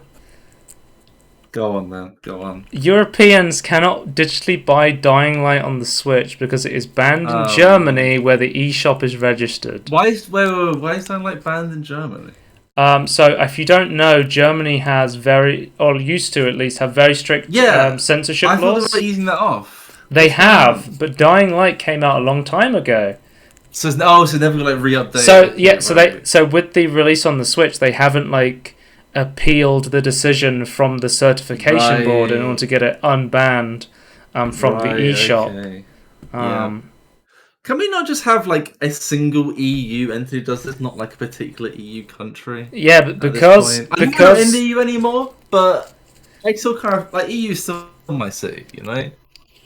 But because the Nintendo eShop is in Germany, they cannot release Dying Light on the... You want to hear the funniest thing, Tony? Dying Light isn't even on... You don't even download the game. You're streaming it through like a cloud service because it can't run on the Switch. Oh my god. Okay. Well, I think the original Dying Light you can... But the new one is like streamed through a cloud surface because there's no way it would be able to run the Switch hardware, Apparently, so... guys... This seems like a Nintendo issue. Techland said they are working on this, so they're trying to get this resolved. I can imagine. They said we are currently working with our partner and local authorities to remove the ban as soon as we can, although we have no ETA right now. This is, of course, the first time Nintendo users in Europe have been negatively impacted by regulations arising from the location of the company's digital store. Memorably and inconveniently, when the Wii U launched back in 2012, early adopters across Europe were surprised to discover 18 rated digital content was unavailable for purchase during the daytime due to German laws dictating when adult rated games could be sold. So if you were in Europe and you wanted to buy a Wii game that was 18 plus, you would have to wait till nighttime to purchase it. So your parents couldn't see you. Yeah, there it is. That's it. That's what it is. Yeah, I'm glad that Germany's like kind of... I think Australia kind of is like easing a little bit as well, but like it's still so dumb. Next up we have... Sony has patented a new video game ban system where players can pay to kick players. Literal pay to win. Wait, here we go. Wait. What? I don't understand. What?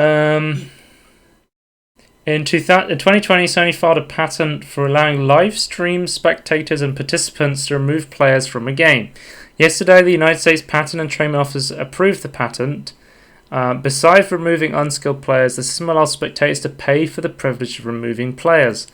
Oh my god! I just scrolled down to the pub. It's like they might get abused against women. Oh my god, that's depressing. So I guess the idea is you're streaming a game on Twitch. Someone's watching on Twitch. They can then pay a fee on Sony's website, and they can kick a player they don't like or something like that. I guess. Oh, they're ruining the stream. Right. Nah, that's dumb. The player would have no veto power over this decision, and they must be reassigned to a different match. The system would display the skill level of the current players and the statistics for the game, such as time played, rating, and achievements. All of this would take place through the cloud gaming system, whatever that means. To avoid audience abuse of the system, a 60% voting threshold needs to be met in order to bench a player from the game. Spectators with a higher skill level will also have their votes counted more heavily in the election. Despite Sony claiming that the system would be beneficial for removing disrespect or griefers from the match, the patent also includes the ability for spectators to pay a fixed price or bid for the ability to remove a player from a game. Oh my god. So I'm just looking through the diagrams in this patent. Oh my god. The text also mentioned a system in which spectators can warn active players to improve their gameplay. So you're in a game, like say you're in a game, right, and suddenly text pops up on your screen and says, "Play better, you're getting kicked, scrub." And then somebody just said, $5 from Pickle Rick 69 has voted to kick you. But in the bottom of the Kotaku articles, there's someone saying like, what if like you just get kicked for being a woman? It's like, oh my god. That's definitely something that could happen. Like this. Yeah. This patent is fucking dumb. But the thing is, like 90% of patents is just gonna go on a shelf somewhere and will be never used. I fucking hope so. But the fact they paid to do that is what scares me. It's just because they don't want somebody else to get ahead of them on the idea. They want to make sure Sony has the rights so they can sue the fuck out of people when they use this idea. This is dumb. You want to hear what else is dumb? No one should use this. You want to hear what else is dumb? Dead by Daylight's Behavior Interactive has started selling in-game models as NFTs. Oh, fuck off. Apparently, the NFT thing was done by the higher-ups, and a lot of the devs weren't even told about this. So it seems like a lot of the higher-ups of Behavior were like, hey, NFTs and crypto, we can make a load of money very quickly on this. Personally not a big fan of NFTs, but there's certain items I'm like, okay, that kind of makes sense why you're like using an NFC. This doesn't make any sense. But yeah, I think like we'll talk about NFTs and crypto later because it's on the docket, but I think that the NFT non-fungible token stuff's like pretty dumb. I don't agree with the technology. I don't see the point of having single-use things in an age we have infinite copies of things. Obviously, like there should be like protections to like the original like creators and things, but like I think there are better ways of doing that. I personally believe in like access to more people not having. I don't like exclusives as it is, which is why I don't like NFTs. I just think it should be accessible to as many people as possible, which I thought that's kind of what the internet is good for. Not this one-use thing that gets given to a certain person, and then it's like not even enforceable. That's the dumbest thing. It's like it's just it. You didn't need an NFT to do any of this. Like it could just be you move the rights to something. Like it's just a rights movement system, as far as I can tell.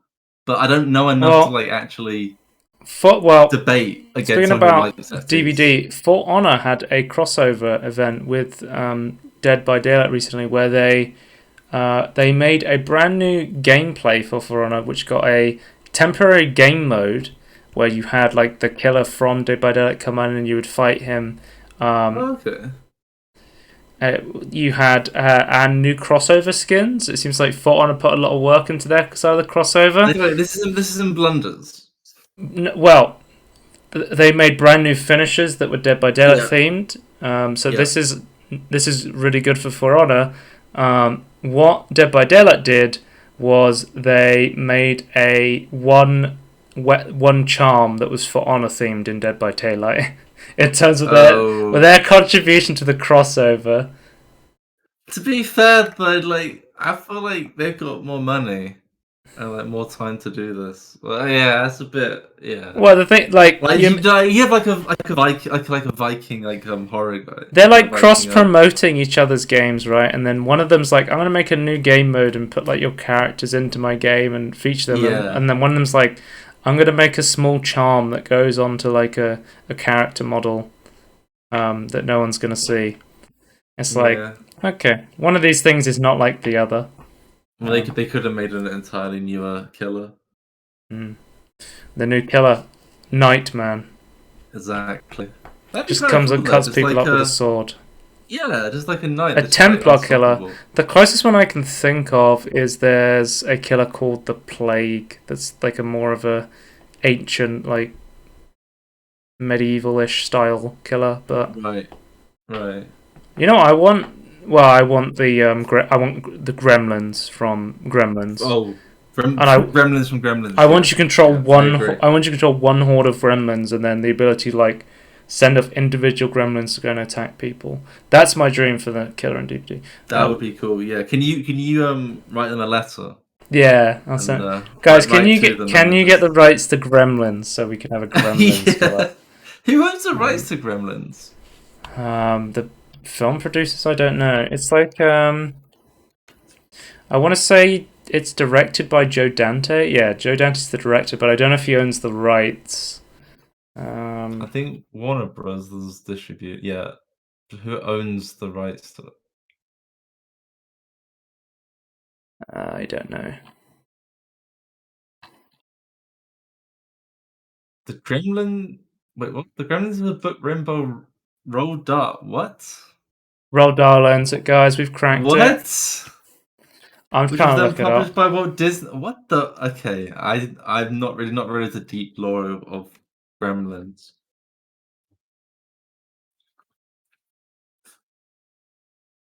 Okay. Is it? I don't know. I'd have to look it up. I actually don't know whoever owns the rights to Gremlins. You need to make a killer of Gremlins because I think it'd be very funny and cool.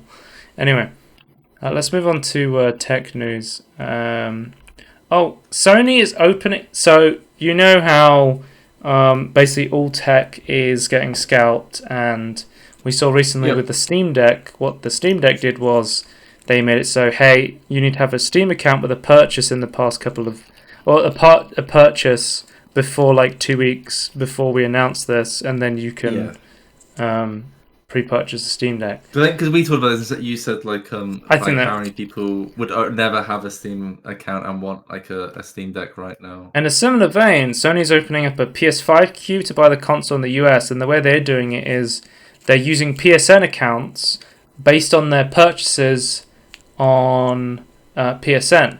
So it sounds a little bit like the Steam Deck pre-order system. So you will be, I believe you'll even be chosen based on, it just says you'll be chosen based on your previous interests and PlayStation activities. So if you're someone who's...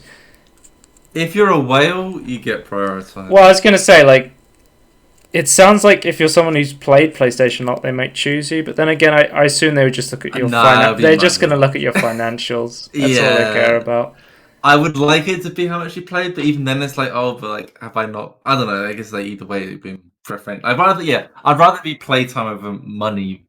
But it's good that there's like genuinely a queue system that people can, from the actual creator of the software, in order to get a PS5, like the hardware from the PS5, right? Like, I was watching the WAN show the other week, and they were talking about how Best Buy was doing a program where you could sign up to become a Best Buy Plus member for a year, and pay for that, right? Yeah, you could sign up to a membership, and then that would allow you to be in like a membership queue to buy a PlayStation. And what Linus and Luke were saying on the show was basically, hey, why doesn't Best Buy tax? Why doesn't the actual creator of the consoles, like Sony, make their own queue system?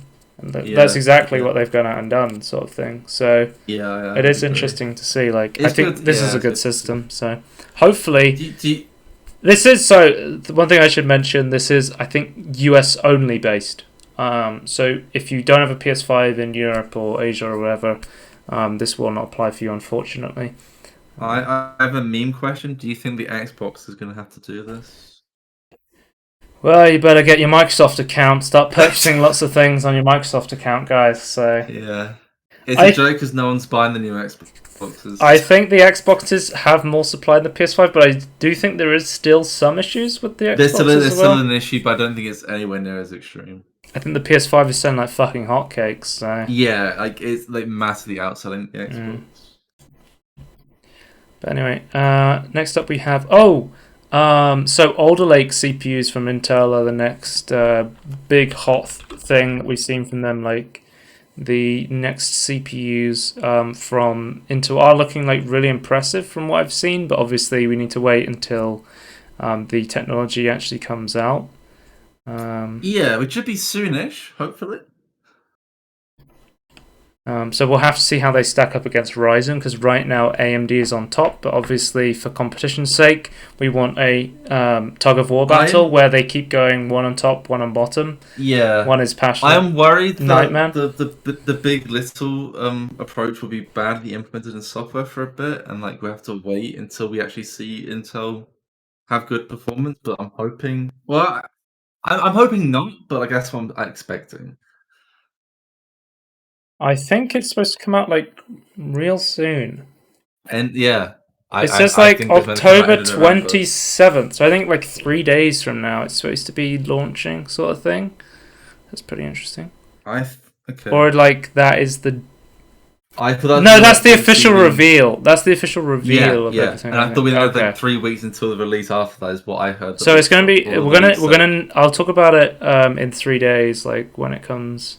When we see the official reveal, and obviously if we get a release date, which we probably will. Hopefully it doesn't come out by the time we go for the next podcast, but I don't think. But we got we got some news recently that the new micro-architecture hybrid core design that's coming to the Intel CPUs will be incompatible with some DRM software like de novo.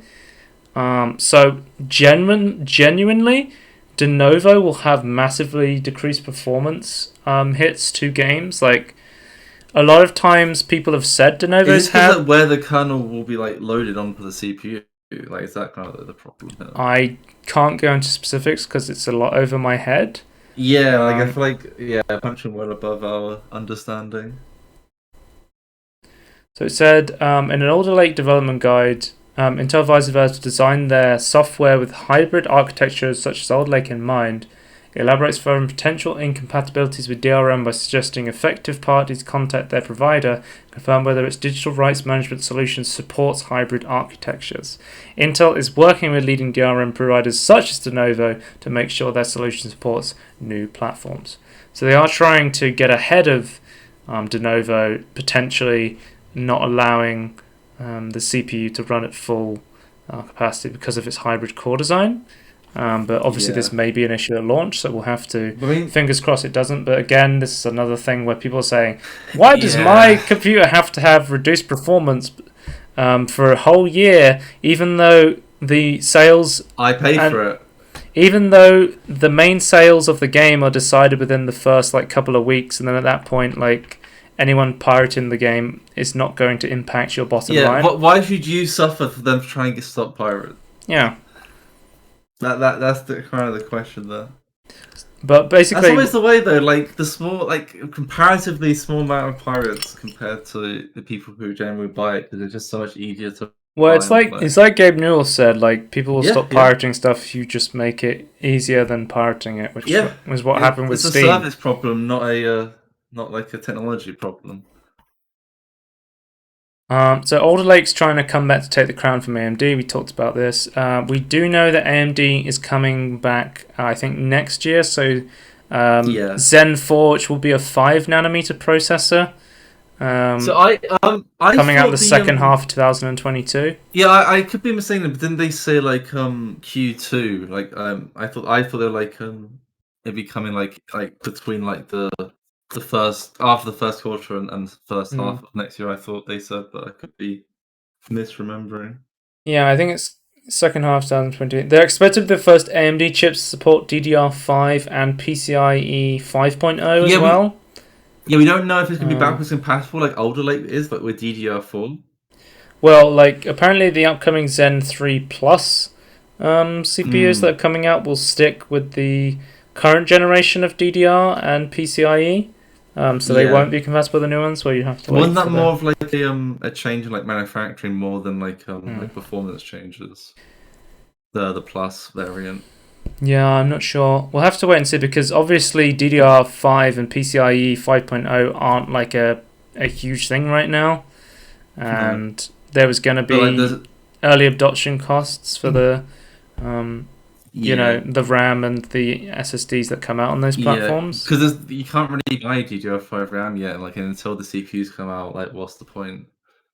Yeah, that's interesting. But I think it's good to like we have backwards compatibility, because before we did like DDR3 to DDR4 we didn't.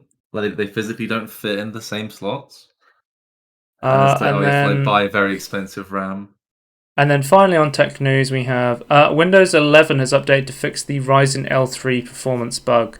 So your Ryzen performance should be up to Windows 10 performance now that this bug has been fixed.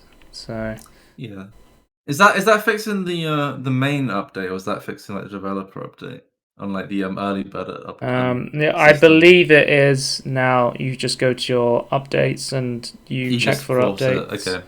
Yeah. Yeah, I don't think it's a beta one. I think this is officially Okay. out now, as they just pushed it out, sort of thing, which is pretty interesting.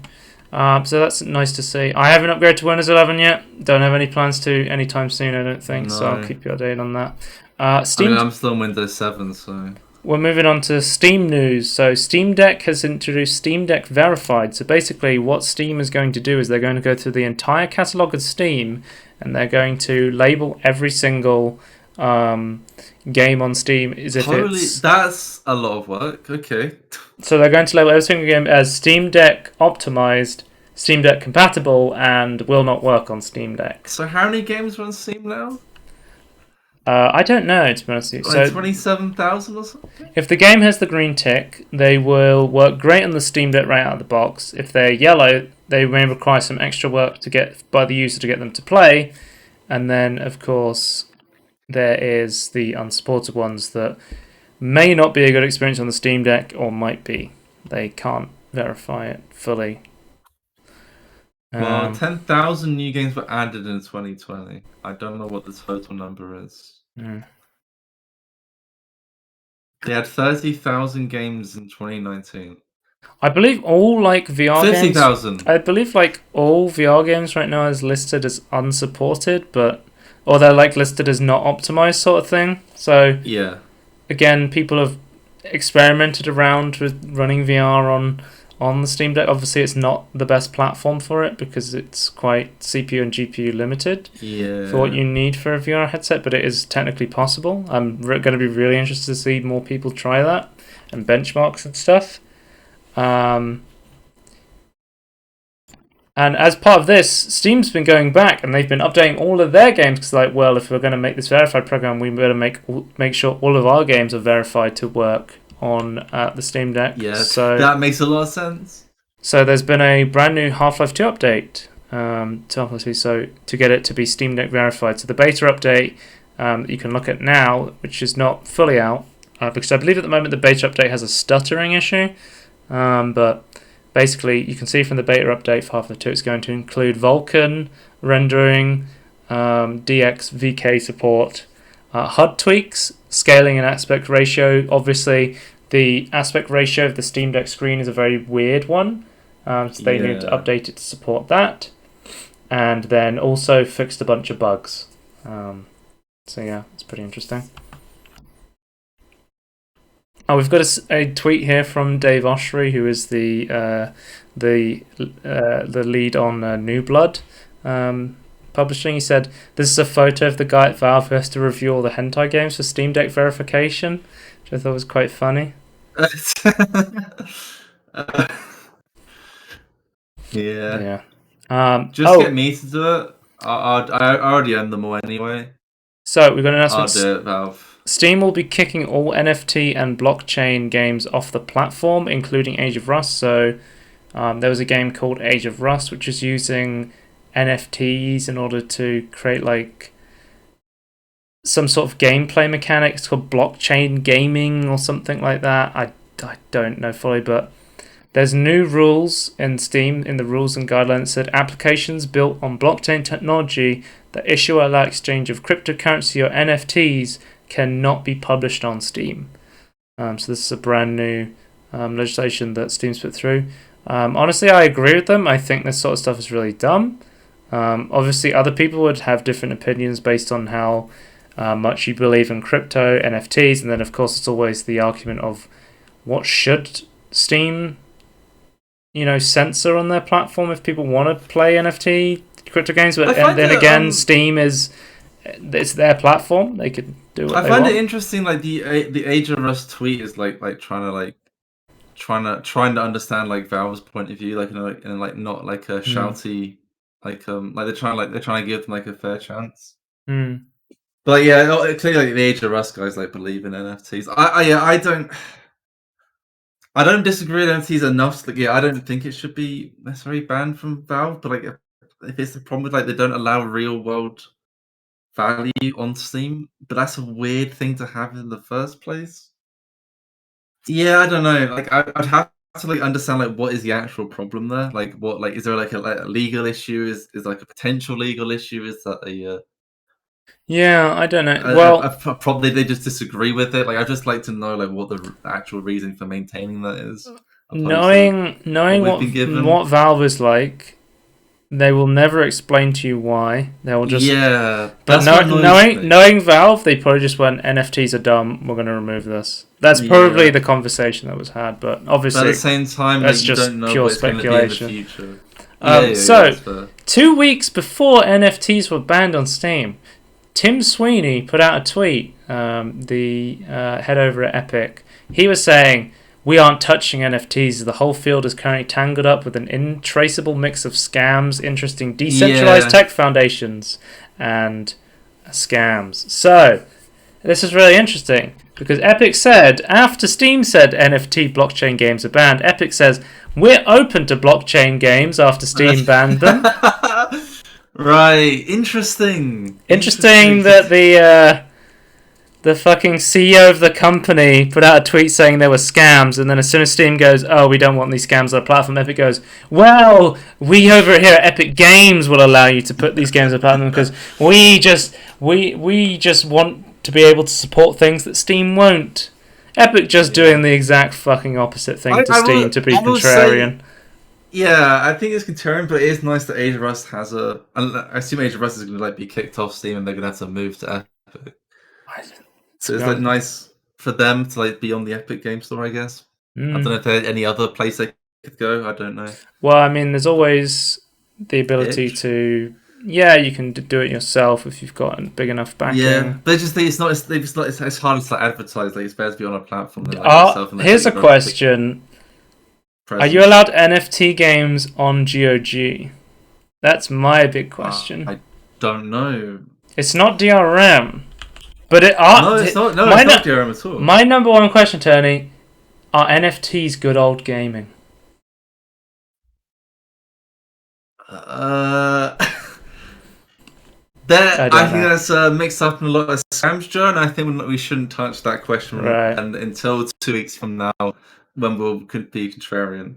Yeah. Okay. Well, let's move on to the VR section of the podcast, and then we'll end. So, there was a big HTC event that was hyped up for a bit, and we kind of saw some leaked stuff from it that HTC was working on a new standalone headset that was meant to be a lot smaller. It wasn't meant to be like a big headset. It was more like a pair of glasses you would wear, and it would be like a much lighter AR sort of VR stuff. It looks so weird. I don't think it was AR.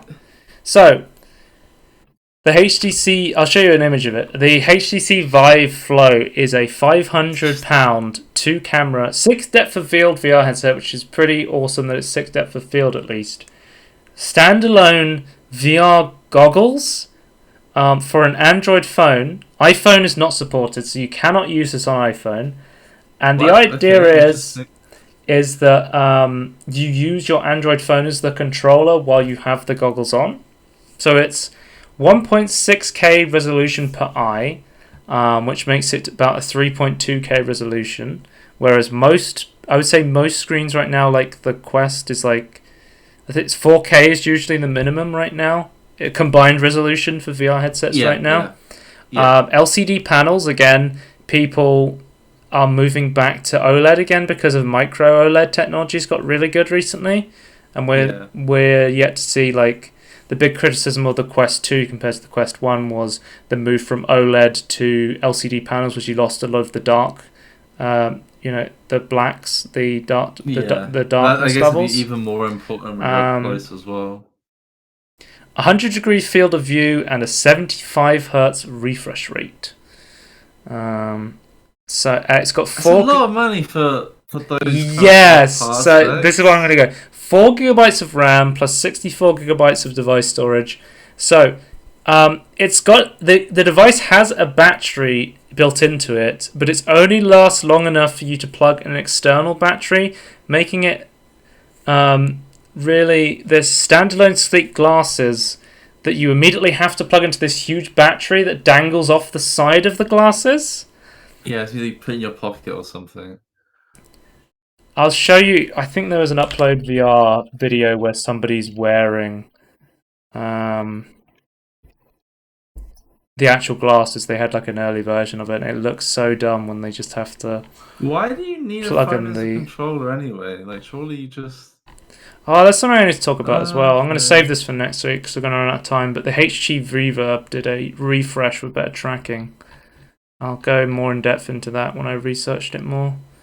I wasn't 100% sure about that yet. Whether it was still... Because the thing with the Windows Mixed Reality headsets is the HP Reverb had really, really good screens because it had like the index screens, but the Windows Mixed Reality tracking was always not up to par. Like Right, okay. Yeah. They're finally fixing it.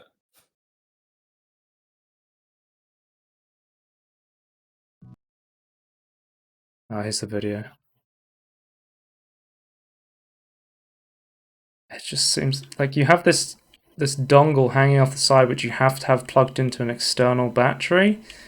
So it's not even like you can just wear these as like sunglasses and immediately you're in VR instead of wearing a VR headset. Like, it's meant to be this sleek glasses that you just put on like an airplane and you're like watching a VR movie, right? That's the idea of the headset. Like, Not AI. It's meant to be like watching film. The idea is that you're going to go on a plane for 12 hours or whatever, and you want to watch a movie without, being distracted or having to watch it on a tiny screen, right? So you put these on, and then you watch a movie on your plane ride, right? That's the idea, and then it just looks like you're wearing sunglasses or whatever, I guess. They're more like... People are saying they're like the Willy Wonka remake glasses. I'll find a photo. Yeah, I see that because like it just looks like massive over the top goggles. The Willy Wonka goggles, yeah. But yeah, so it has there's a battery on the device, but it's only long enough for you to plug it into this battery. So it's already not like a fully standalone headset. Like, I thought there must have been another way they could make it so that you could have enough battery life to wear them as glasses without having to be tethered to this thing. Like, the idea of using a smartphone as a 3 depth of field controller is cool because it allows you to not have to carry around these controllers. You just use your phone with it, right? Like, the actual sunglasses only weigh 189 grams, which is like a lot lighter than most VR headsets. Like, it's a lot easier to put it on and off and just wear it for long periods of time, right? Like, it's meant for watching Netflix or on like a fake movie setup, like you're in like a fake cinema or a big screen sort of thing, right? Like, the only headset I can compare it to right now, I feel like, is the Oculus Go. Like, it was a headset that that used to exist and I'd used it as well, but it just doesn't exist anymore because it just basically got replaced by the Quest because there was not really any point to buy a Go because the Quest exists. So my question is, what's the point to buy a £500 HTC Vive Flow when you can get an Oculus Quest 2 for £300? Yeah, and like you do the same. Like, you look slightly like would you look more or less silly with that? I understand the idea is that it's not a games headset and it's meant to be lighter and sleeker so you can wear it out. But the cheaper does more stuff than the more expensive one, yeah. I understand that it's meant to be so you can go on a plane and watch Netflix and 18 plus video. Definitely not watch 18 plus videos sort of thing in VR. Don't people already bring Quest onto the plane already? Like, what's the issue? Like, it's kind of I don't think I've ever seen anyone in a VR headset yet. I would not say that. Pictures of people on the plane. Yeah, I would say that's maybe like quite anecdotal. Sort of like fair one. Enough. I don't think people are wearing VR headsets on planes just yet. I don't think it's widespread, no, but it's definitely. I've seen people do it, and like, what's someone gonna do? Like, I'm gonna watch a movie by myself. They discontinued the Quest basically because they discontinued the Go because there wasn't any point to buy one. What's the point of buying a £500 one when you can just get a Quest? Like, I don't see the real need for it. Like, from now on, I'm going to refer to all these VR Netflix 18 plus watching VR things to porn glasses. I'm calling them Peep and Creeps. Oh, Peep, yeah, okay, right. Changing the game for creeps like me. I'm playing the Peep and Creep song now. But didn't someone in the comment just say, hasn't he just reinvented the sunglasses? Yeah. I'll be watching you and your mother too. Society can't judge me for what my eyes do. I'm locked onto those jugs and I'm peeping hard. Yeah, I'm getting hard, but you think it's just VR or talking. It's the Peep and Creeps, guys. It's the future of VR. I'm just wearing a pair of sunglasses, guys. I'm not watching anything sus.